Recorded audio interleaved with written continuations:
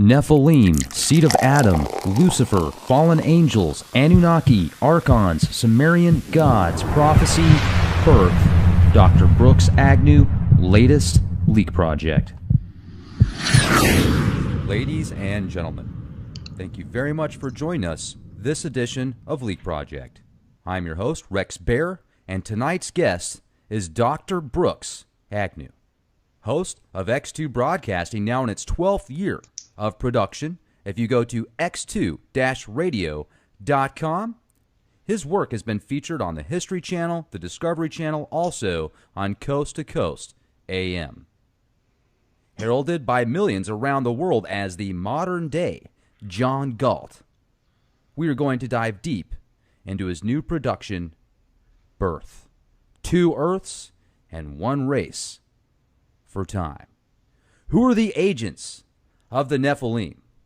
What is the creation and destiny of our Earth? Who are these enormous empires moving mammoth amounts of power and wealth for themselves? Who are the 5 races of beings talked about in Genesis? Is there really 2 families fighting for control of the world? And are they the seeds of Lucifer and Adam? Make sure to subscribe to Dr. Brooks Agnew's YouTube channel and listen to his cutting-edge talk radio at www.x2-radio.com. Dr. Brooks Agnew, it's an honor to speak with you here at the Leak Project. How the heck are you? Oh, wow. It's the same here, an honor. Oh, it's great. I mean, yeah, Charlotte's been rocking and rolling, for several years now. And this is the first time I've ever written 3 books in 1 year. So I got to tell you, it is quite the project. I just could not lay it down. Oh, that's fantastic. I mean, obviously, to put that much work together in that short amount of time is nothing short of extraordinary, but the actual material itself is phenomenal. I mean, if somebody goes to your YouTube channel and just listens to the trailer of Birth, they're automatically going to be hooked. I mean, there's just so much intense data in there that, let's get into that. I mean, why did you start writing these books? What happened? Was there something that just clicked one day and you said, yeah, I need to put this together? Well, actually, my co-author, E.J. Clark, and I wrote a series of books starting in 2004, and I think we finished the last one in 2011. And it was 2,000 pages over 4 books about the origin and destiny of the Earth. And we covered a lot of the ancient civilizations, what they thought about the Earth, where they thought the Earth came from, what they thought the purpose of the Earth was, and how it was tied into humans, and what it was going to happen to it at the end times. And it was such a fascinating story. And I think in the 3rd volume of it, I had spoken about it on Coast to Coast with George Norrie, and the interview was over, which is about 5 o'clock in the morning for me. And about 8 in the morning, I get this phone call from a director in Florida. And he says, hey, I just listened to your interview on Coast to Coast tonight, and I think you should write a screenplay for that. Well, I didn't know a screenplay from a lump of coal, so I told him that, and he said, well, listen, buy a piece of software called Final Draft, learn how to use it, and write a screenplay. So I did, and it took me most of the year of 2011 to do that, and I sent it to him. And he sent back a note saying, congratulations, you just wrote a big screen movie. Well, I was all, excited. I was, hey, this is great. But then nothing happened. We didn't raise any money. We didn't find any movie stars. I mean, it's very difficult to pitch a screenplay, as it turns out. So it sat there kind of unattended from 2012 to 2016 in January. And then what I decided to do was sit down and say, well, I'm not going to let it sit here as a screenplay unnoticed by anybody. I'm going to turn it into a book. So I started writing. Well, that first book made the publisher in February, like a month and a half. It was done. Went on Coast to Coast, bam, it went right up the charts on Amazon. And I told him, yeah, I'll probably finish the second book around Christmas time. That second book was on the shelf in June. So I just stayed with it. And now I'm almost finished with the 3rd volume. And it has turned into such an amazing, deep, powerful like action adventure story. It is fiction in that I use fictional characters, but everything in it is true. All the events, all the catastrophes, all the criminals, they're all real. They're all, and I use their real names. It's really something. That's a lot of info, and if you can make it exciting for somebody, then it's going to be a lot more palatable for them to make it through. Now, if we could get into some of this stuff, I mean, this is just so much data here. You talk about the agents of the Nephilim. Who are the agents of the Nephilim? That's a very good question. I've read a lot of books, and sometimes the Nephilim are mentioned. But when we did the Ark of Millions of Years, our investigations found there are actually several layers of the Nephilim. There are the fallen angels Nephilim, which are these immortal beings with immense skills and abilities who tempt and teach mankind how to do all the things they're not supposed to do, like weapons and warfare and alchemy, all this kind of stuff. And as it turns out in history, they actually went to war with men along their side fighting, and many of them were lost during that period of time. And what they learned in very short order is that there were about 200 of them, and very short amount of time there was about 200 million of us.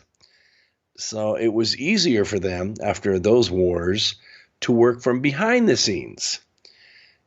Unfortunately, when we go to the big screen, this falls out into things like the Force, the dark side, and the light side. You have the Sith Lords, you have witches and warlocks. You don't really have the Nephilim. You have types and shadows of them. So in this book, I decided at the end of the first volume, you sort of are introduced to this Nephilim whose name is Semyaza. He's right out of the book of Genesis. You're just introduced to him just briefly, sort of like Thanos is introduced to you at the very end of one of the Marvel comic movies with the Iron Man.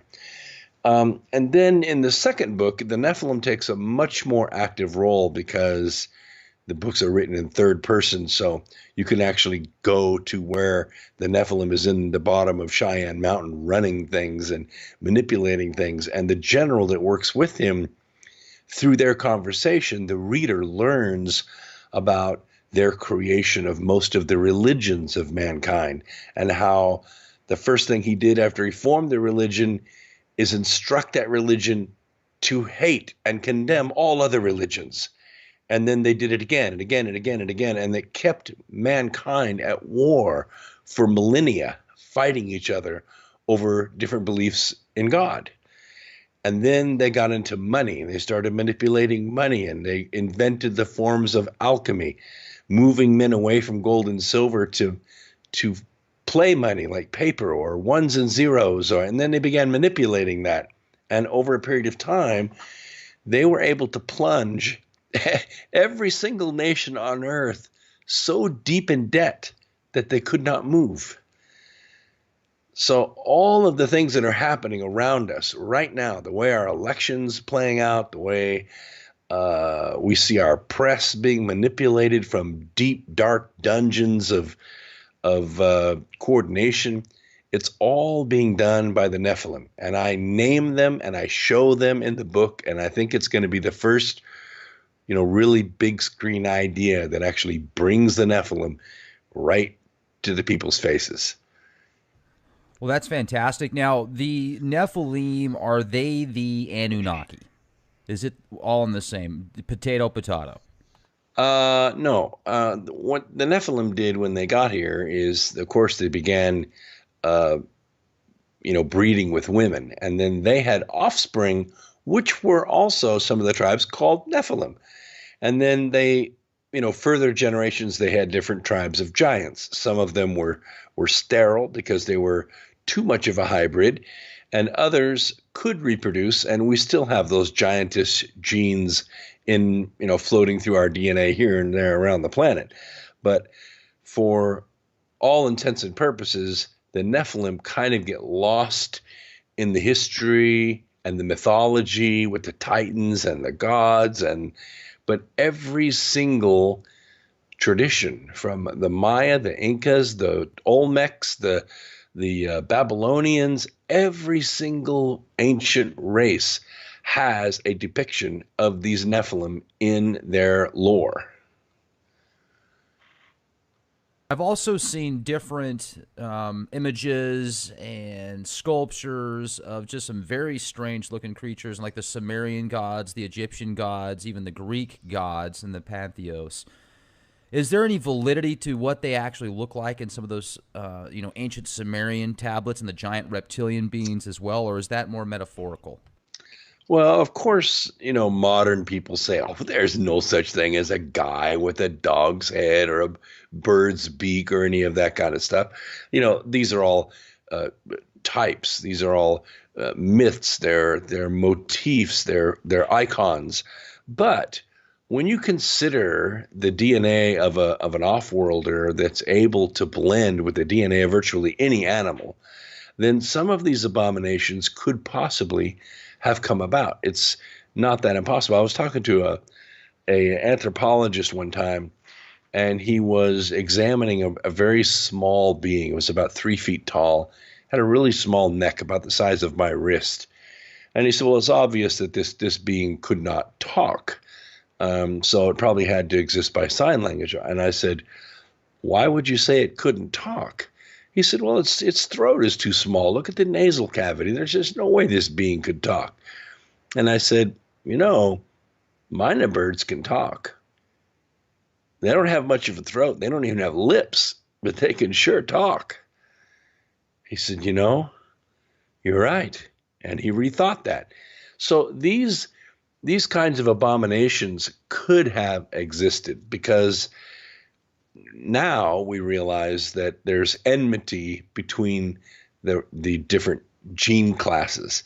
You can't take two unlike animals and mate them and get an offspring. I mean, you can take a Ginny and a Jack and get a mule, but you can't take a horse and a dog. You can't take a pig and a bull. It just will not crossbreed. But when you talk about the Nephilim DNA, the original Nephilim DNA, they could crossbreed with everything. And so these abominations were probably a possibility. And so the Nephilim, there's good and bad factions. There are. In the beginning, according to the mission that I've been able to discern from different writings, not just the Book of Enoch, but also the Zohar and the Sefer Yetzirah, which is the oldest book in the Kabbalah. Their original mission was to come here and kind of watch over early man as they were coming along, help them with things like teach them how to grow corn and how to, breed flowers to make sure that they had crops from year to year, those kinds of things. But, angels are peculiar beings in the sense that they're not supposed to have free will. They're supposed to just follow orders, use their skills and their judgment to accomplish the mission that they've been given. They're not supposed to use free will. So when these angels began to exercise their free will, especially with women, then they fell. They were cast out. They were cast permanently into the third dimension. So they're here with us.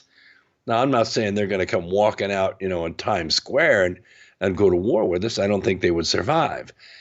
But they could be in the castles, in the tunnels, in the mountains, in the dungeons of the great leaders of the world, teaching them way advanced principles of management and mathematics and manipulation so that they can become very powerful and follow their greed to its end.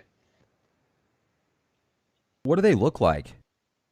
Well, there are a lot of different shapes of them. I went to Rosslyn Chapel, which is it's in Scotland. If you go to Edinburgh and go straight west, you run into this little tiny town of Rosslyn, and in Rosslyn is the chapel. If you go into the chapel and you're careful, You can go around the outside wall because you remember this was originally designed and built by John, so the legend goes. I'm talking about John the Beloved. There's also a well there and all kinds of other things that he's responsible for. In the walls are carved depictions of all of these different beings, and a lot of them have weird shapes. They have like long arms and fur, but a human face. Some of them have wings. Some of them have kind of bare feet with claws. So all kinds of different genetic expressions, shall I say. But they're all highly intelligent, very ancient beings. And it even has a depiction of Semyaza tied up with a rope and turned upside down, indicating that he was cast to earth. So it's pretty interesting. If you go and research it, they're almost all there, carved in the walls of Rosslyn Chapel. Oh, I didn't even know that. If you were to say, let's go back to the 5 different beings that you talked about in Genesis. What are Sure. those 5 different beings? Well, I mean, it's pretty easy. First of all, you have Adam, who was built out of the earth itself, and then, but he's built by God, who's not from this earth. He comes not from this earth to this earth and makes Adam and puts him on the earth. And then you have Eve, which is made from his rib. It's not that difficult for us to do that today. If we wanted to, we take the mitochondrial DNA from the marrow of a bone of a male, grab the female DNA, and make a compatible being with that male. We've done it with animals. But that being said, that's just, a zygote. Then you have to implant that in a womb, let it come to term, deliver it, raise her, and then bring her to earth. So there's another being that's not from this world, Adam or Eve. And then, of course, you have God. Then you have Lucifer, that's 4. And then you have the Nephilim, before you get out of Genesis 6, that's 5. None of these beings are from here. Now, is Lucifer a Nephilim? No. Lucifer's a different class of being. Lucifer is from one of the oldest creations.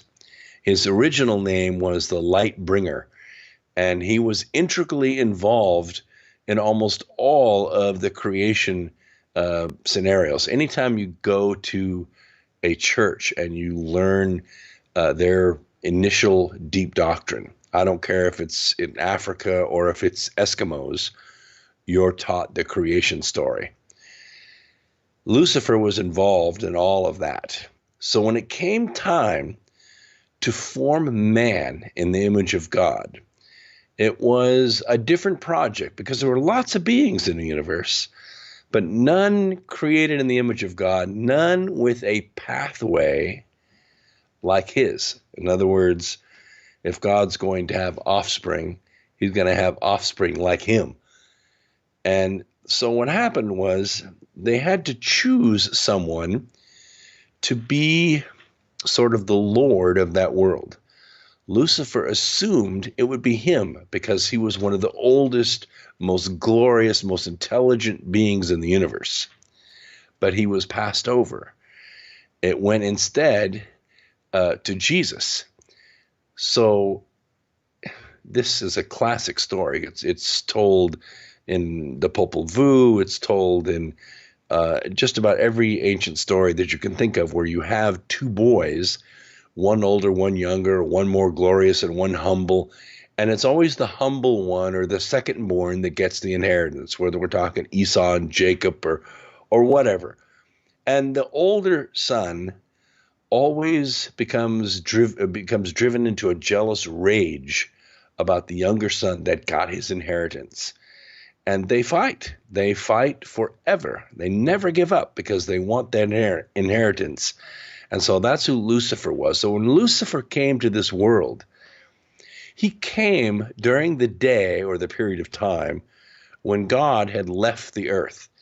Adam was here for a long time, maybe 10,000 years.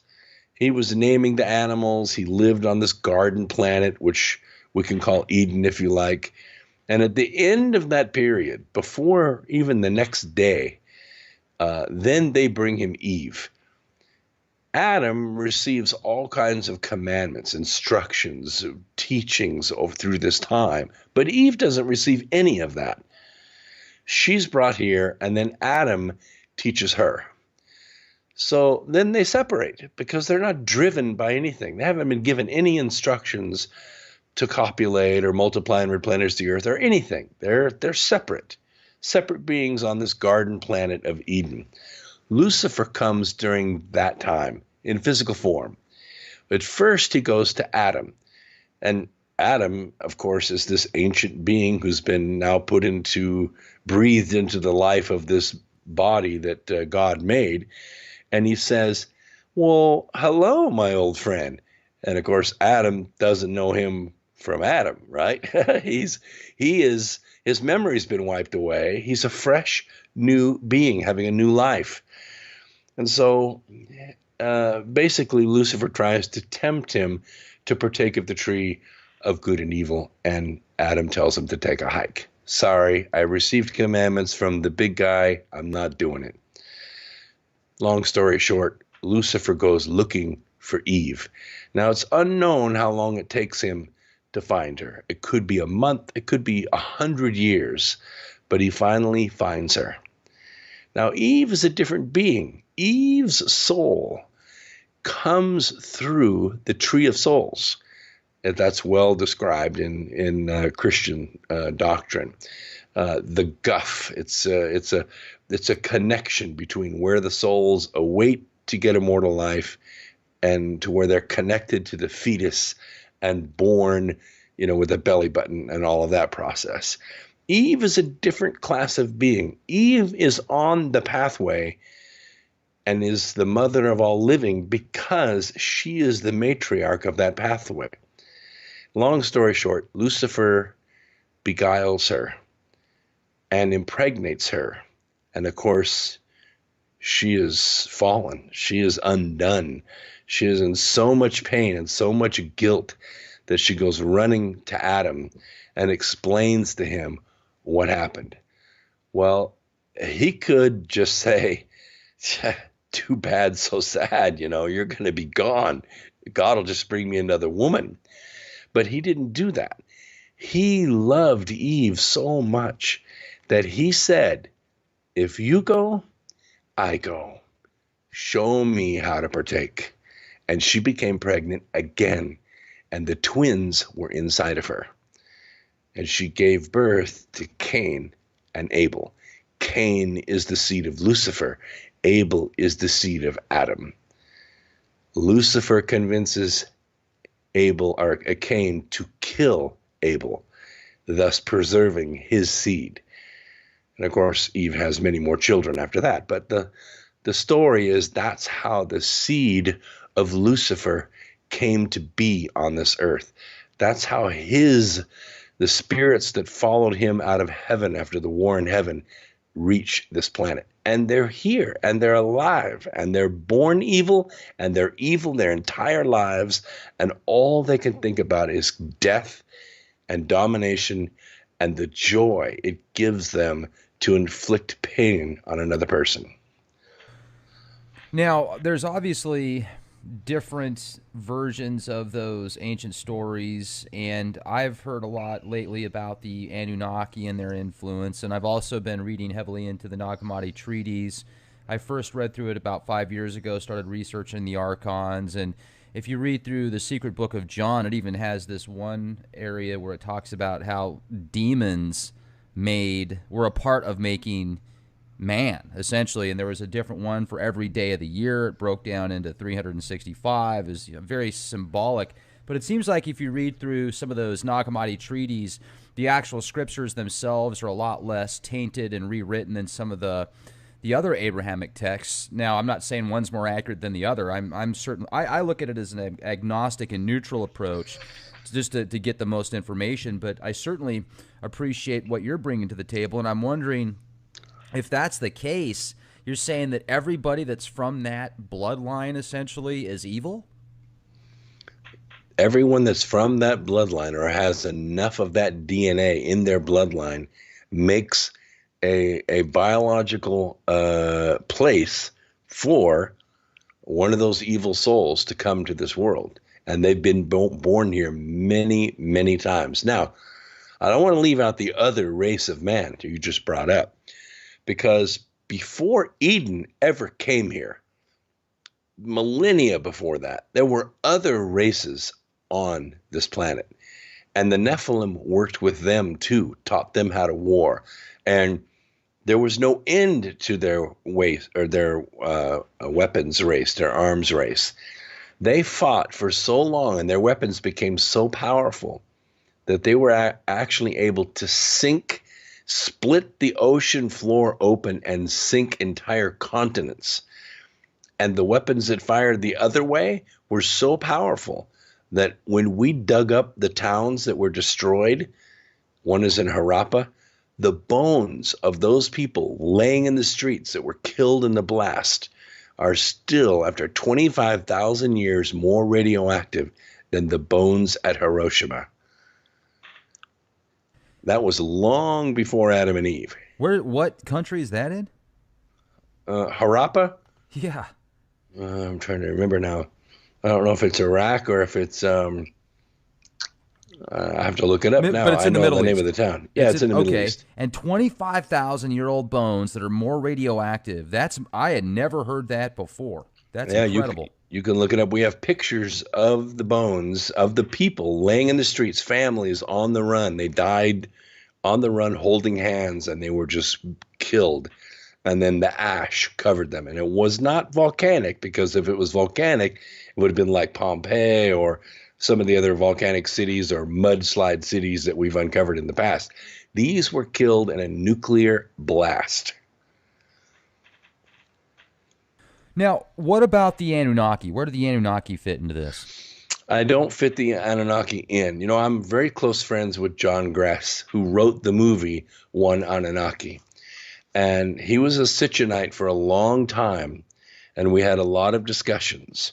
And over the years, we were able to just about take apart everything that Zecharia Sitchin had proclaimed. It doesn't mean that there weren't, Enlil and those individuals didn't exist, but there was no Nibiru. There was no off-worlder that came here and manipulated the genes of man to make them into gold miners, like the movie Battlefield Earth. That never happened. So if you were to go back, let's say 30,000 years, then people would be very similar to now. Sort of. Physically, they would be very similar to us as far as bipedal, two eyes, have a language, those kinds of things. And we're not talking just 30,000 years. You can go back 500,000 years. You can go back 5 million years and find evidence of advanced races here on this planet. Zenith after zenith after zenith, they were wiped out. But they were not created in the image of God. They did not have souls like we have souls. Now, I've also heard of the deserts in the Middle East or India or somewhere in that area that are like glass, essentially. So that could kind of correlate with what you're talking about with the nuclear It's stuff. in Egypt. It's in Egypt. It's about I almost made it there, but my last trip to Egypt, it was a little sketchy. We left the day before the Arab Spring. We just didn't feel comfortable going out that far out of Cairo with just a taxi driver to see this green glass, on the sand, which we knew was out there. They could take us out. There was about 80 miles outside of Cairo. It was just too dangerous. So we just canceled that expedition. We left, and I think that was on a Tuesday, and I think it was Thursday the Arab Spring broke out. In fact, 2 or 3 of the people that were with us on that trip stayed, and they got caught in it. They were safe, and I have to tell you, they told a completely different story than what the press was saying, but it was still too dangerous for me. Oh, I can certainly understand that. Must have been neat to have been out there and then got out just kind of in the nick of time. I don't think we would have ever got back. I think we would have been stuck out there, and we probably stayed in one of the small villages out there for a few months. But as long as the Muslim Brotherhood controlled the airport and controlled the taxis and the police, there was no way we were going back to Cairo. Often looked at them and the fallen angels as people just from another planet. That's one of the hypotheses that has gone through my mind. But are you saying they're not extraterrestrials? I mean, are they They are. spirits? No, they are extraterrestrials, but they are physical beings from a much older creation. And, they have long lifespans, 35, maybe 50,000 years, depending on what world they're on. But they were cast out because they got involved in the war that happened before the planet Eden was ever created. There was a plan for what they were going to do with Eden. And that's where this whole jealousy thing broke out with Lucifer. Lucifer tried to get a lot of the host of heaven to go with him. And although he's a very convincing being, he only got a third of them to go with him. And they fought. I don't know how they fought in that realm, but they fought. And who knows how long they fought. Maybe it was a million years. I don't know. But they were eventually cast out. And the Nephilim were involved in that. So they were sent to this world to watch over man as angels, and they exercised their free agency and their free will, and that made them fall. I understand. I'd be just fascinated to know more about when you talk about in the birth trailer these global players that are doing some of these just monstrosities to the earth and how they're taking all these resources and moving it from point A to point B. You do certainly see a lot of movement with the underground bunker systems that are being set up. And now even President Obama signed an executive order for this space weather prevention protections. I mean, they've got literally 6 months to come up with a whole bunch of new solutions to protect the satellites and a lot of the stuff that's in space, which is a great idea. I mean, you could have one solar flare that could wipe out half the satellite. So I am very agnostic to Planet X. I am totally neutral, and I've often thought before it was used as a psyop about every 4 years to cause this wag the dog scenario. I mean, they've been talking since the early 1900s that they found Planet X. And yeah, I'm sure there's a Planet X somewhere, but do I think that it's going to cause the poles to shift every 3,600 years? No, I don't. I'm very agnostic on that. But I do interview a lot of very intelligent people that are convinced Planet X is real, and I appreciate their opinions, and I look at the data they bring to the table. So but with that said, I mean, there's certainly some weird things going on with the Earth right now, the underground bunkers, the chemical trails that are geoengineering the planet. I've seen an increase in radiation, about 50%, a consistent increase. I've got a really nice Geiger counter built into my watch, actually, and I track these things, and they've gone up. It's not high. I mean, it's still at around 0.11, 0.12 microsieverts per hour, which is pretty low, but it used to never go above 0.08, and now it's never there. So, and this is a consistent increase.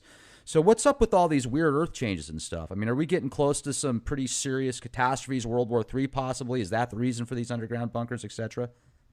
Well, I think you cover a lot of ground there. So let me cover the Planet X thing first. I did say that there was no such thing as Nibiru, that there was no, race that jumped from Nibiru to Earth to cause us problems every 3,600 years when this planet came around. But I didn't say there wasn't a Planet X.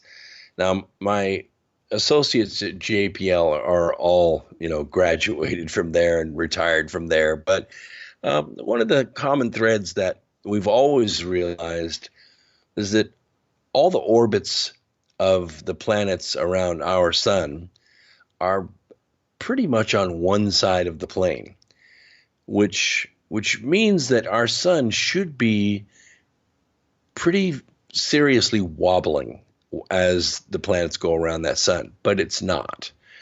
And what that means, and what NASA agrees to, and the guys at JPL agree to, is that there has to be a balancing gravitational body on the other side of the sun. Now, it doesn't have the same period as Pluto or even Jupiter.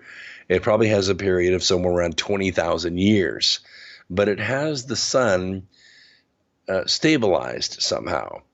And the other thing we realize is that our sun is actually a binary star. Now, it's separated by a long distance, which we didn't understand at first, but it's a binary star with the pair of stars that make up what we see as Sirius. Sirius is in the same place in our sky that it was 11,000 years ago. It hasn't moved, which means our sun's revolving around that sun. It's exactly the same, even though all of the signs of the zodiac move through the precessions every 26,000 years. That star doesn't. It stays in the same spot. So there probably is a Planet X. That being said, the forces that are working on the moons around Saturn and on our planet are causing some kind of climate change. We're beginning to see the oceans of several moons that are under the crust. Now, these are hollow moons. I know, hollow planets, right? Who would have thought such a thing? Anyway, Hello. those oceans are very active.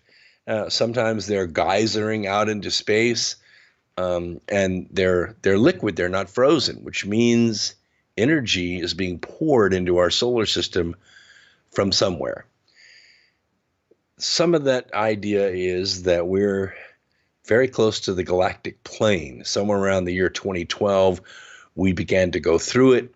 We'll probably be completely through it and on the other side by 2025, and then we'll start the oscillation again. But while we're in the galactic plane, we're in line with a plane of very intense energy that's put out by a supermassive spinning black hole in the center of the Milky Way galaxy. That black hole is probably the light engine for the entire galaxy. That's how much energy it puts out. So we're probably being affected by that. Now, I do believe that the federal government, without our knowledge, and certainly without our permission, is trying to geoengineer the Earth. I think that they have laced particulates into the atmosphere to try to block infrared radiation. To some extent, they've been successful doing that. But the compounds that they put up there, barium, aluminum, they do block infrared radiation, but what they do is they put off ultraviolet photons. And that ultraviolet photons is responsible for a tremendous increase in skin cancer, not only in humans, but also in animals. We're seeing a lot of the mammals that live in the sea that come to the surface to breathe. They're washing up by the thousands with these intense UV burns, which come from these UV rays that are intensified down into the very few first centimeters of the seawater. And so their skin is not used to that. They're used to the regular UV that hits the water, from at sea level. But they're getting hit with 1,000 times that much, which is a result of these chemtrails. So I think there's a lot of that going on. Now, I'll be honest with you, this summer and up until like just today, I haven't seen a chemtrail here in North Carolina. Last year, we were covered with them. This year, we have our Carolina blue skies back. Jets go over, they leave a little short contrail, a half an inch long behind that plane. Well, I mean, it's a half an inch long when I hold my thumb up to it. But there's not these long billowing trails that last all day and haze out the afternoon like we've got last year. It's really remarkable to see the extent. Now, if the president comes out and says, climate change is the biggest threat we face, and the military goes to him and says, well, we have this new weapon to fight global warming. It's called chemtrails. I can guarantee you, I was in the Air Force, I can guarantee you if we have a weapon, we are going to use it. Right. Well, and then with that said as well, I do remember back in 2013, I was in Colorado Springs in January, and the chemtrails were so bad out there that I even made a comment to a couple of my coworkers. We were taking a walk in the morning time. I had a pair of polarized sunglasses on, and I could just see the particulates falling from the skies. It was so heavy. And I made a comment, and one of my coworkers, she goes, "No way, really?" I go, "Yeah, put these on." And she put them on, and she looked, and she goes, "Oh my God, you're right." I said, "It's pretty intense, isn't it?" I mean, it's just so, even all throughout the Four Corners area, when I would stop at a national park and make comments about how foggy it was, people are like, "Yeah, we can't figure it out. We never seen it like this before. Maybe we saw those wildfires they got out there." I said, probably not the wildfires. But anyway, I mean, that's a whole other episode. So I can definitely see these things going on, and I'm wondering if it's nefarious purposes. Maybe they say they've got good agendas for it, and it seems like they're good at selling something disguised as a benefit, when in reality it's not. So, but let's talk about the two Earths and one race for time. I mean, do you literally mean two Earths? Yeah. In the Arc of Millions of Years series, one of the discoveries that we made, it was very early on, I think in the second volume, um, was called the Union of the Polarity. Now, the Union of the Polarity was much more pronounced in the Mayan, Incan, Olmec, Zapotec, in that region, and in Egypt than it was anywhere else that we looked on Earth. But the idea behind it is that Earth is actually made up of two parts. It has a physical part, a temporal part, which is lower vibrational matter, which the Sefer Yetzirah calls it temporal matter, and then spirit matter, or higher vibrational matter, that makes up the kind of soul of Earth. And most of these religions, whether we're talking about the original Popol Vuh, or we're talking about even the Book of Mormon, or let's see, I'm trying to think one of the books that we used out there, they talk about life force coming out of the earth, about a synergy, a symbiotic relationship that occurs between the human body and the body of the earth, that the earth can actually reject or accept races that are upon it, depending upon their behavior. And admittedly, there's a lot of judgmental stuff that goes into this, but the idea was that when Adam and Eve, and I mean when Noah came here with his ship, that he brought the bones of Adam and Eve and on all of the souls that were preserved after the earth was destroyed in the flood, that that was actually a planet called Eden, and the entire planet merged with this planet.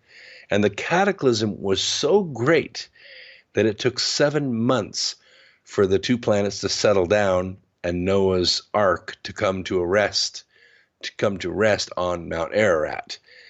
And the idea was that over time, the two planets would become more and more synergistic, more harmonizing. But then, as time went on, they would become dissonant to one another. They would begin to come apart. And somewhere around 2012, 2020, somewhere in there, the two planets would begin to come apart. The higher vibrational Earth would separate from the lower vibrational Earth, and all the beings that were alive on the Earth, depending on their vibrational status, if it was lower vibrational, like they were murderers and rapists and, bad people, they would stay with the lower Earth. And all those that were on a path of higher enlightenment or love, we'll call that a love frequency, then they'll go with the higher Earth. It is the epitome. It's the center line of the concept of the rapture, except that you're not taken up in the clouds while all the evil people are destroyed down on the earth and you get to watch. You go with the earth, and the earth actually returns through the dark rift in the Milky Way, which they call the cosmic vagina, and you go back down through that to where the earth was originally created, to where that earth was originally created. You go home. And so that's why this is called Two Earths for Time, because the book opens with a crew on board Deepwater Horizon. Now the movie just came out, so I'm going, holy crap! I was so timely with this movie. You can't believe it. Here are these guys on the Deepwater Horizon, and one of the young guys, his name is Orfan Bayazed in the book, sees these two giant waves go past the horizon out there in the pre-dawn Gulf of Mexico. And as the waves pass, this giant drill rig lurches one way and then the other and then back again, and the drill pipe breaks. And that's what causes the explosion. Now, the one thing that we do know from factual evidence, because I went and investigated myself, I went to Mississippi for a year and investigated this. The owners of Deepwater Horizon did, in fact, move their money less than 30 days from when this occurred. Purchases were made, strategic purchases of rig fire prevention companies. Stock was moved. Insurance policies were doubled. It was, what I found out was it was a tragedy, but it was not an accident.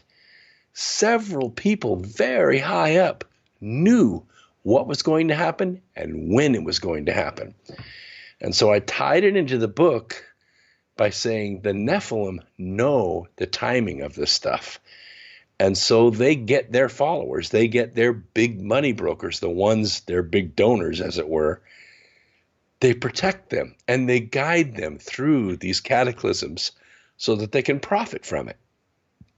That reminds me of the movie Knowing with Nicolas Cage. Exactly. The Gulf oil disaster is portrayed to a T in one of the scenes where he's sitting down on the couch. He's got the remote in his hand. No, it's actually a chair. He's sitting down in like a lazy boy chair. He's got the remote in his hand, and he's flipping through the channels. And the exact same day even is portrayed on the TV of 420, the event that same time that it took place. And not only is that in the movie, but also the same day of Fukushima is portrayed in that movie. And I've talked to people like Gano Grills, which has worked in Hollywood, and this guy even says there's people that are working with Hollywood that are off-world. Wow, that's incredible. That's what I'm saying. The Nephilim know this stuff, and they prepare the population through 4 different methods. They use the media, they use litigation, they use legislation, and they use education. And they prepare and manipulate society to do what they want it to do. So where are we going? I mean, what's going to happen here in the next 2 months, are you feeling? I feel that programs like yours and mine, X Squared Radio, and others, that we have created around the world pockets of light, pockets of awareness, and that those people have not only awakened, but they've talked to people around them and awakened them. And slowly but surely, 2 things are occurring. First of all, the churches are losing membership right and left. Why? It's not because people don't want, to hear hymns. It's because they're searching for a spiritual resonation that they're not getting in church. I mean, the songs are great. It's a great social club. I like the overall general message.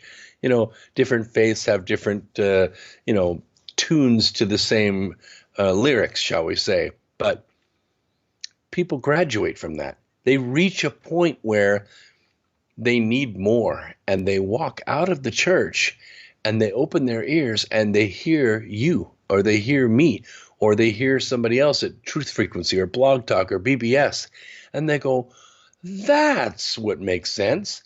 And so what's happening is these dark forces are losing their grip. They're losing their grip on the entire race. And I feel in the next 2 months, we are going to see a real revolution. And I don't mean take to the streets with pitchforks and guns and all that, but I mean a revolution of non-compliance. There's a movement going on. Excuse me. There's a movement going on right now in the United States that the pollsters, the press, as much as they're trying, and Lord knows they're trying, they can't figure it out. They can't get a hold on it. They can't understand why 30, 40, 50,000 people at a time are following Trump around, and he's still losing in the polls. They cannot figure it out. But I think we're very, very close to a revolution. It already happened in Britain. They already told the globalists, you guys go play your own game. This is our island. We're about to do the same thing with Washington, D.C. And I think you and me, we're responsible for that. You know, I'm watching the TV series Designated Survivor, where I don't know if you've had a chance to even, have you seen any of the previews for that? I've seen the previews, yeah. Okay. And the reason I bring up a lot of these TV shows is because you can resonate sometimes if you have a chance to watch the film or the movie, you know the underlying theme, you can kind of resonate with what's going on. And when you watch that series, essentially what happens is there's a direct terrorist hit on a political speech, so virtually everybody's wiped out in politics, you know, in the cabinet. So one of the designated survivors is Kiefer Sutherland, and he's now the president. And it's interesting to kind of watch the subliminal messaging that they put in these TV shows. I've been really keen to that for the past 20 years, just breaking things down. And you can tell that with all these different shows that are coming out, like Mr. Robot as well, portraying that the financial collapse is imminent as far as this fiat currency system that we're using now. It's going to kind of go over to this new fiat currency like the Bitcoin. And, you know, if you really think about it, money is nothing more than, right now, than trust in the government, essentially. I mean, it's a promise to pay. Yeah, exactly. And that's tangible in and of itself. I mean, I don't think there's anything wrong with fiat currency as long as you just, you know, the people at the very top levels and everybody involved is using it as a balanced approach. So regardless, I do see a change happening. People are waking up, like you said, and you've been doing this for 12 years. So, I mean, you've certainly put so much energy and effort into waking people up, unplugging people from this dark form of matrix. So I certainly I applaud you for that. I spoke to you 6 years ago when I was doing this just kind of as a co-host for another organization, helping them out. And you blew my mind 6 years ago. So I mean, it's great that our paths have connected again. And I appreciate you bringing this material to the table. You also present it in a way that's not boring. I mean, it's exciting to read. It's exciting to learn that way. And it would be nice if in the next couple of months we started to just say, hey, look, we're not going to assimilate. We're going to do our own thing. You don't tread on me. I won't tread on you. Wouldn't that be just the best law in the world? Get rid of all these other petty laws and ridiculous things. Don't tread on me, and I won't tread on you. It's easy. Well, it's a little more complex than that, but you're right. In 2012, I wrote a book called Alienated Nation: The New Path to Liberty. And the book was nonfiction. It was in the areas of government and finance. And what it was designed to do was open the prospect of what's called an Article 5 convention. Now, this is a little bit different than a constitutional convention, which is kind of like Pandora's box. We don't want to do that. Right. We got George Soros and the House of Saud waiting in the wings to buy that one. No, this one is run by the states, and what they do is they create amendments that they want to make to the Constitution. They approve them in a council. They open the convention, make the amendment, close the convention, and go through the ratification process. It takes 38 states to finish the ratification process, 34 states to open the convention. Well, at the writing of that book, there were 0. Now there are 26 states. We sent the book to every governor, all the state legislatures around the country. Another book was written the next year in 2013 by Mark Levin called The Liberty Amendments. His didn't make it to number 1. Mine did. Alienated Nation made it to number 1. It was my first number 1 book on Amazon. But the point is that people started listening. Mark Levin listened, and now they've got this organization called COS, which is conventionofstates.com. They've got regular webinars going on. They've held 2 planning meetings at Mount Vernon, which I think is pretty auspicious myself. And I think next year sometime, we're going to have 34 states. And they're going to go after the 3 areas that we outlined in the book. First and foremost is exactly, well, pretty much what you just said. We're going to take the agency government apart. That was set up in 1933 by Roosevelt, It has since grown from a couple of dozen agencies then to more than 655 agencies now. They write law, they pass taxes, they assess fees, they take police actions. They have seized almost 700 million acres of land of the West, and they have no authority to do this. So we're going to take the agency government apart. No more regulations that have the force of law. Writing a tax without representation by the people is tyranny. And so that part's going to come apart. The second part, we're going to address, try to balance out these powers a little bit here. We're going to address Congress because Congress has an approval rating somewhere, it goes up and down, but it's somewhere around that of hemorrhoids. And I think Classic. what we're going to do to fix that is you can't take the money out of politics, but you can take the election out of politics. So what we're going to do is change the term of a congressman from 2 years, which is a little ridiculous given our modern day. It was originally 2 years because Congress only met part-time, and it sometimes took 2 weeks for a congressman to get from his constituency to Washington because he had to go by wagon or train or whatever. So it was a big burden to go back and forth. So we're going to change it to 4 years, and then we're going to limit it to 3 terms. So 12 years, you're in, you're out, you run for re-election twice. That's it. And we do the same thing with the Senate. We limit it to 3 terms, you're in 18 years, and you're gone. And that will undo the dynasties that have been set up in Congress that have made it the corrupt organization that it is. It will go back to being an organization of people instead of oligarchs. So that fixes the executive branch, it fixes the legislative branch, and then we go to work on the Supreme Court. There are some ways to check the Supreme Court from writing law, and the way to do that is with an amendment to the Constitution. It will just basically set the record once and for all, because the guidelines for the Supreme Court were pretty loosey-goosey anyway, and then when John Marshall became Chief Justice, he set up the writing law from the bench, which every other justice has followed since him in Marshall versus Mabry, which is a really good case if you ever want to read it.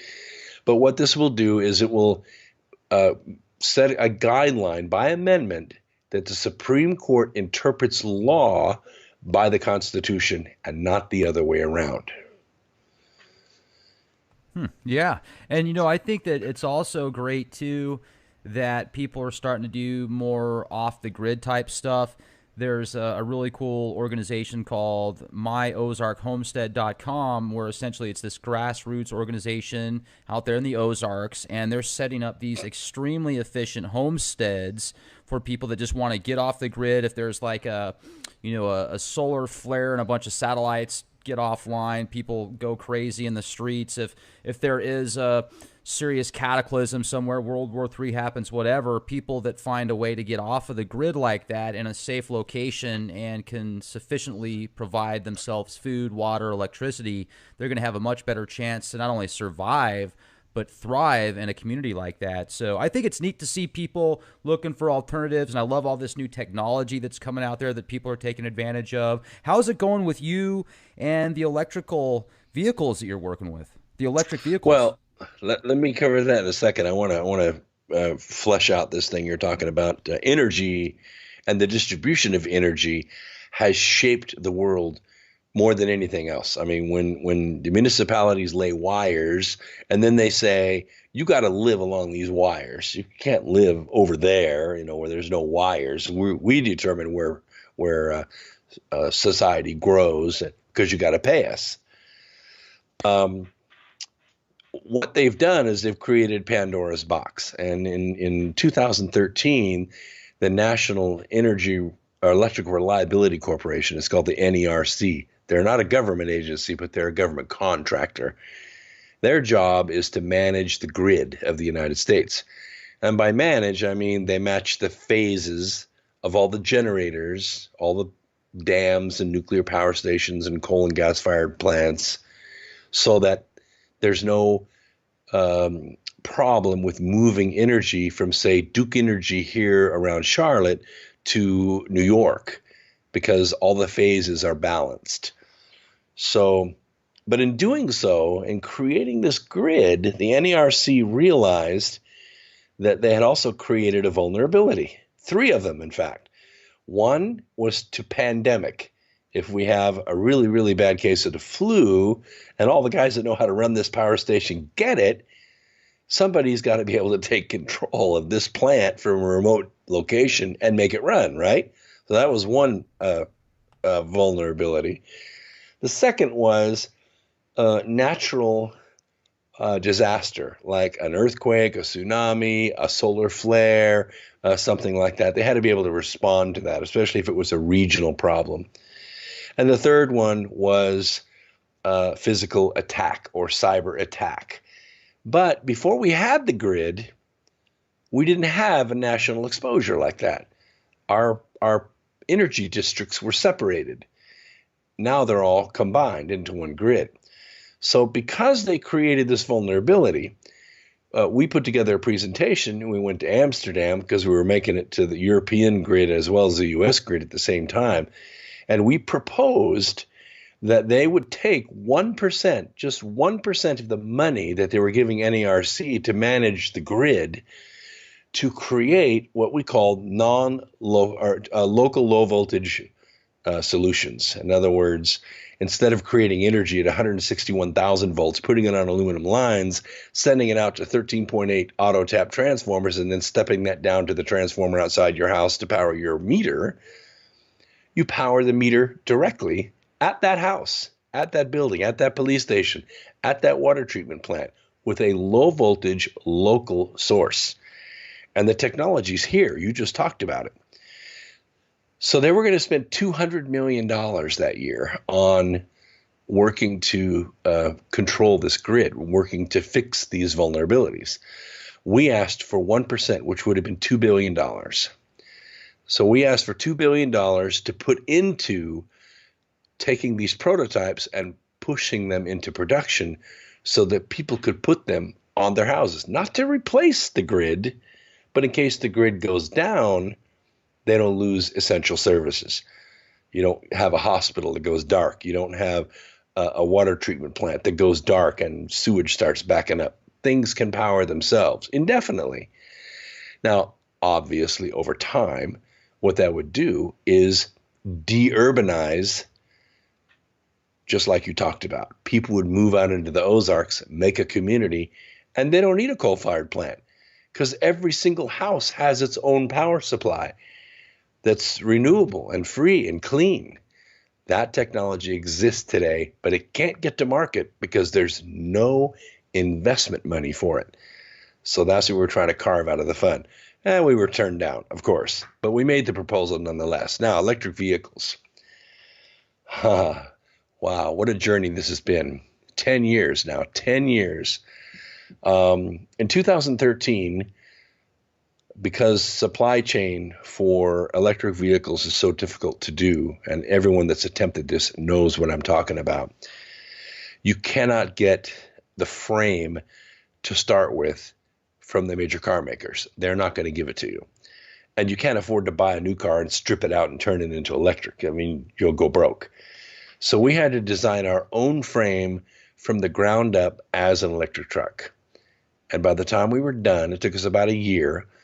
We had the lightest, fastest, only on-highway electric pickup truck in the world. It was 1,000 pounds lighter than a Ford Ranger, twice as fast, twice the payload, and about the same cost as a Chevy Silverado. Last year, we were 4 months through the airbag testing portion of that truck, and our airbag supplier got hit with an unprecedented federal sanction.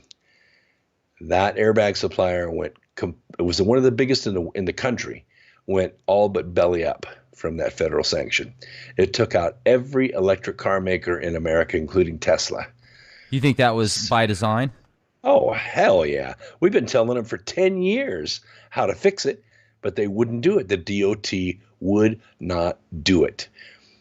They let it get so bad that people started getting hurt from it, and then they did the recall. At 23 million cars, nobody can afford to do that.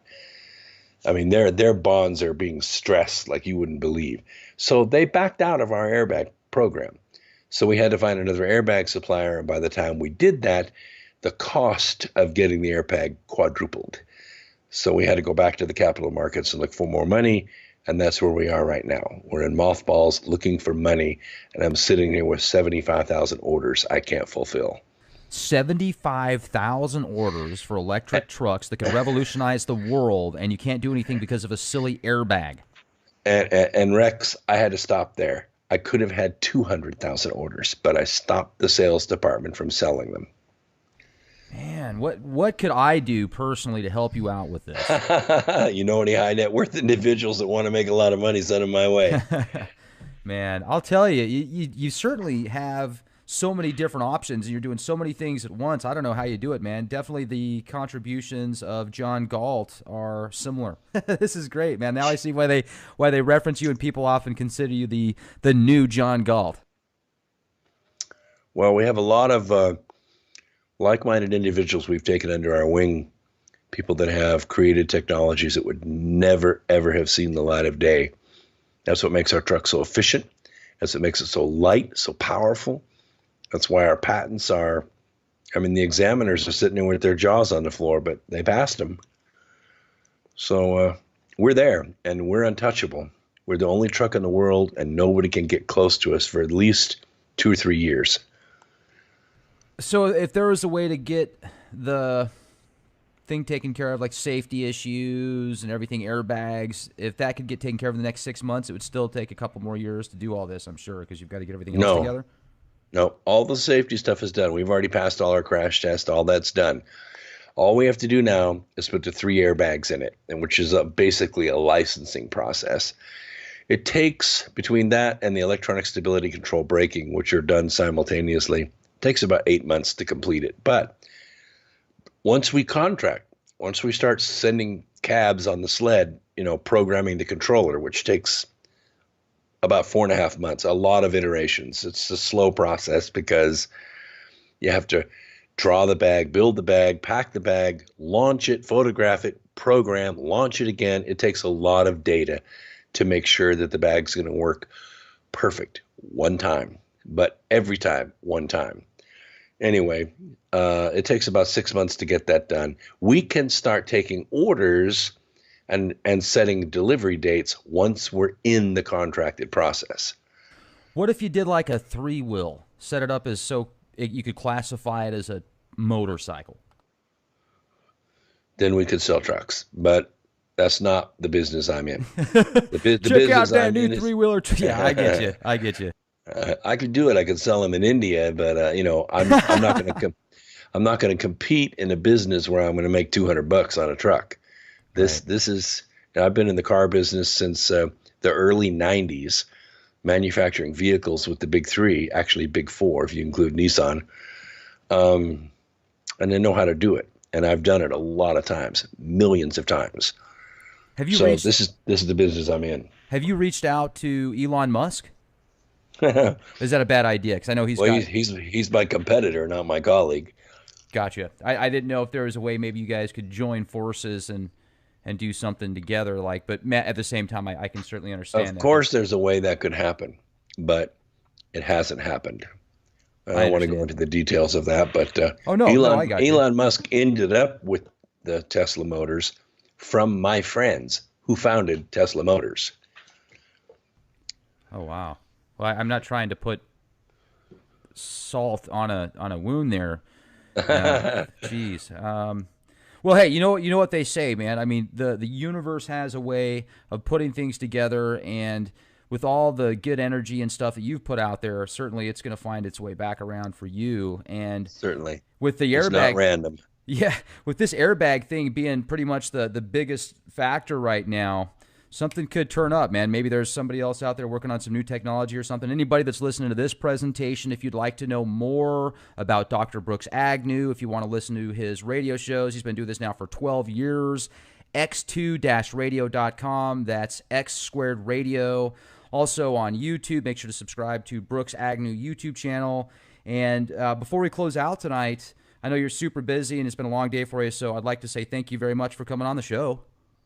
Hey, that's no problem. And by the way, anybody that goes to Amazon and buys the Birth Trilogy, which the third book should be coming out here by the end of the month, and they send me the receipt, the instructions are inside the cover of the book, I will send you the audio version of the book for free. So if you're not a good reader, don't worry about it. I read it for you. And the audiobook is for sale by itself at xsquaredradio.com. Well, that's what I was going to ask, too, because Amazon seems to take a very large chunk. I think they take about 50%. So if there's a better way... And they raise the price. And Amazon has a program called Audible, but if you want to spend $25 on an audiobook, go there. You can buy it from my site for $4.95. Perfect. I'll take that opportunity.